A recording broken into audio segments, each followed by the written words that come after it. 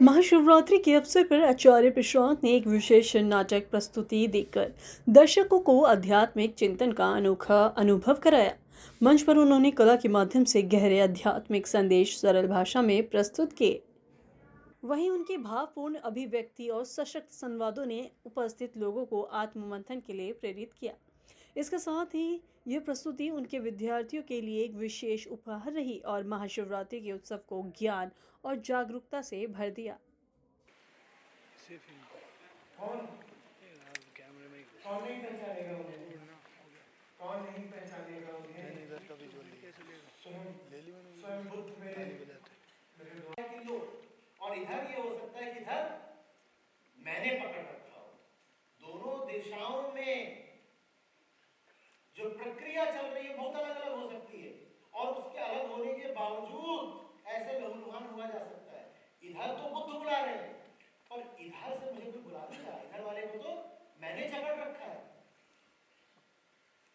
आप मत जकड़ो, आप छोड़ दो। पास जाकर भी लौट आने के पक्ष में तर्क क्या था? नंद के पास तर्क क्या था? अरे मोहिनी बुरा मानेगी, मोहिनी बुरा मानेगी। जब आप पूरा नाटक पढ़ेंगे तो आप पाएंगे कि मोहिनी नाटक में सुंदरी के नाम से तो आप पाएंगे कि जो मोहिनी का व्यक्तित्व है वो देखिए, शुभ दिवस है, महाशिवरात्रि आज सबको शुभ। धर्म अध्यात्म ये सत्य की प्राप्ति के नाम नहीं होते। झूठ से मुक्ति पाना होता है, सत्य की प्राप्ति नहीं, झूठ से मुक्ति। जो अपने भीतर हमने भ्रम, मोह, झूठ, बंधन पकड़ रखे होते हैं उनका खुद ही विध्वंस करना होता है। शिव उसी सृजनात्मक विध्वंस के प्रतीक है। इसीलिए तांडव के साथ, प्रलय के साथ हम शिव का संकेत, प्रतीक, रूपक जोड़ते हैं। आज भारत को, पूरे विश्व को सृजनात्मक विध्वंस की बहुत जरूरत है। वही धर्म का मूल भी है। हमने कहा था ना, झूठ से मुक्ति। हम बहुत तरह की मजबूरियां बता देते हैं जब हम देखते हैं कि हम परिवार, राष्ट्र या ये पूरा विश्व ही, पूरी पृथ्वी, जब हम देखते हैं कि यहाँ क्या क्या गलत है, किस किस तरीके की हिंसा हो रही है, क्रूरता हो रही है, प्रजातियां विलुप्त हो रही हैं, क्लाइमेट क्राइसिस है, क्लाइमेट इनजस्टिस है, हम ये सब देखते हैं तो हम कहते हैं कि हम तो मजबूर हैं, हम तो मजबूर हैं। महाशिवरात्रि का दिन जो मजबूरी का झूठ हमने पकड़ रखा है उसके विध्वंस के लिए सब तरीके की व्यवस्थाएं, एक भीतरी धोखा है, आत्मप्रवंचना है। तो आज जो नाटक भी करा वो यही दिखाने के लिए था कि इंसान किस तरह से मजबूरी का बहाना पकड़ करके, जैसी उसकी बंधन की जिंदगी चल रही होती है, उसको चलाना चाहता है। और संदेश ये है कि देखो, कहीं भी कुछ भी गलत हो रहा हो तो ये मत कह देना कि तुम्हारी मजबूरी के कारण हो रहा है।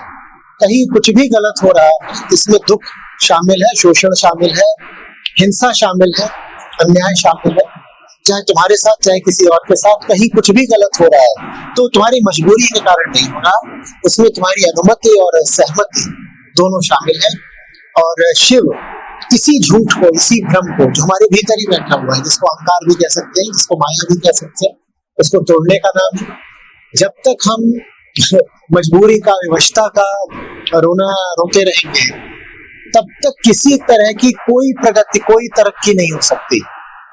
भीतरी बाहरी किसी तरह की मुक्ति या आजादी का सवाल ही उसके लिए नहीं पैदा होता जो आदमी हर बात में ये कह दे कि मैं क्या करूं, मैं तो मजबूर हूं। यदि आत्मा सत्य है तो उसका नाम तो अनंतता है। आत्मबल से बड़ा कोई बल हो नहीं सकता है, तो फिर मजबूरी कहां से आ गई?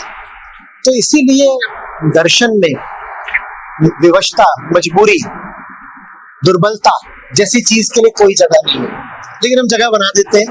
ये जो हम जगह बना देते हैं ये बनावट झूठी है। शिव का तांडव उसी झूठ को काटने के लिए है। आमतौर पर हम ये समझ लेते हैं कि शिव तांडव कर रहे हैं तो सृष्टि का नाश हो रहा है, ऐसे ही सोचते हैं ना कि बाहर का कुछ है जो शिव गिराते हैं, प्रलय लाते हैं। नहीं, शिव की प्रलय वास्तव में एक बहुत सुंदर, बहुत गहरा भीतरी संकेत है। आपने अपने भीतर जितने प्रकार के भ्रम पकड़ रखे हैं, छल पकड़ रखे हैं, अहंकार पकड़ रखा है, आपने जो अपने भीतर माया रचा रखी है, उसका जो विध्वंस हो उसी का नाम शिवत्व है। आज नाटक के माध्यम से आत्मबल का संदेश महाशिवरात्रि के पर्व पर हमने पूरे राष्ट्र को, पूरे विश्व को देना चाहा है। आपके साथ ही लाखों युवा जुड़े हुए हैं और पॉइंट फॉलोइंग है, विदाउट एपोलॉजी। आपको क्या लगता है कि युवाओं में एक चीज है? नहीं है, बिल्कुल नहीं है, तभी तो किताब को ऐसा शीर्षक देना पड़ा। देखिए, ट्रुथ पहली बात तो होता नहीं है। ज्यादातर लोग झूठ का पक्षधर बनना बेहतर समझते हैं, पसंद करते हैं।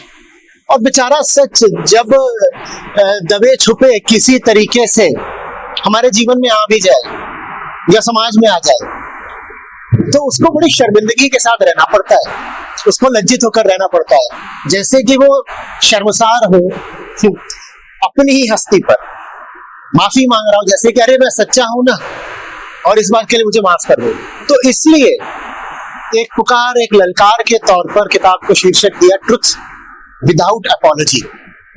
अगर तुम सच्चाई के साथ खड़े हो तो निर्भीक खड़े रहो, रीढ़ सीधी होनी चाहिए, डरने दबने की कोई बात नहीं। बल्कि जो झूठी जिंदगी जी रहा है वो झुकता है, डरता है, दबता है, बिकता है, तो उसको फिर भी शायद माफी मिल जाए। लेकिन जिसको सच दिखाई दे गया, जिसने सच के प्रति प्रेम और संकल्प कर लिया, अब अगर वो डबकता है, अब अगर वो अपनी सच्चाई के लिए क्षमा प्रार्थी रहता है तो उसको माफी नहीं मिलेगी। तो जो सच्चा हो उसको फिर निर्भीक और निडर भी होना चाहिए। आपको लगता है कि भारत से आचार्य परंपरा खत्म हो गई है, गुरु और बाबाओं के पीछे लोग जाता है, तो ऐसे आचार्य आपके समझ के आचार्य परंपरा किस वजह से? देखिए, सत्य कभी परंपरा होता ही नहीं है। सत्य तो व्यक्ति के हृदय की निजी पुकार होता है। परंपरा सार्वजनिक होती है, परंपरा सामाजिक होती है, परंपराएं सारी अतीत से आती हैं। और सत्य तब आता है जब इंसान का दिल पुकारता है, रोता है, विरह वेदना उठती है, सच तब आता है। तो सच तो वैसे भी कभी सामूहिक हो ही नहीं सकता। तो सामूहिक तो भीड़ ही होती है और उसमें फिर वो सब आ जाता है जिसकी आपने बात करी, उसमें फिर छल प्रपंच, पाखंड, यही सब ज्यादा होता है। आचार्यों को एक्सेप्ट कर रही है किसी बाहर वाले व्यक्ति को एक्सेप्ट या रिजेक्ट करने से बात बननी ही नहीं है। कर भी लेते हैं एक्सेप्ट, कर भी देते हैं रिजेक्ट, दोनों ही बातें व्यर्थ हैं। जरूरी बात यह है कि इंसान अपनी भीतरी सच्चाई को स्वीकार करे, और भीतरी सच्चाई वो है जो कहती है कि मुझे भीतरी तौर पर दबकर नहीं जीना, बंधन में नहीं जीना, अप्रेम में नहीं जीना, वो स्वीकार करना होता है। देखिए, कहा जाता है कि जब छात्र तैयार होता है ना, आप शिष्य भी बोल सकते हैं उसको, तब बाहर शिक्षक या गुरु अपने आप प्रकट हो जाता है। तो असली बात भीतरी तैयारी की होती है। बाहर कौन बाबा है, कौन गुरु है, कौन आचार्य है, इन बातों से बहुत फर्क नहीं पड़ता। सारा फर्क इससे पड़ता है कि हम कौन और हमें क्या चाहिए। अगर हमको धर्म के नाम पर मनोरंजन चाहिए तो हमें उस तरीके की बहुत सारी धार्मिक दुकानें मिल जाएंगी। अगर हमको वाकई अपनी जिंदगी में सच्चाई चाहिए, प्रेम चाहिए, निडरता चाहिए, तो फिर हम उसका स्रोत भी बाहर कहीं खोज लेंगे। असली बात यह है कि भीतर से हमने अपने प्रति कितनी ईमानदारी है। शुरुआत भीतर होती है, बाहर तो बस जैसे हम हैं उसी का प्रतिबिंब दिखाई दे जाता है। मैं अगर नकली हूं तो मैं अपने लिए कोई नकली गुरु जरूर खोज लूंगा, और अगर मैं असली हूं तो फिर मैं असली की तलाश में रहूंगा। भले ही वो कोई व्यक्ति ना हो, भले ही वो किताब हो, भले ही वो कोई माहौल हो, जरूरी थोड़ी किसी व्यक्ति के पास ही जाकर सीखा जा सकता है।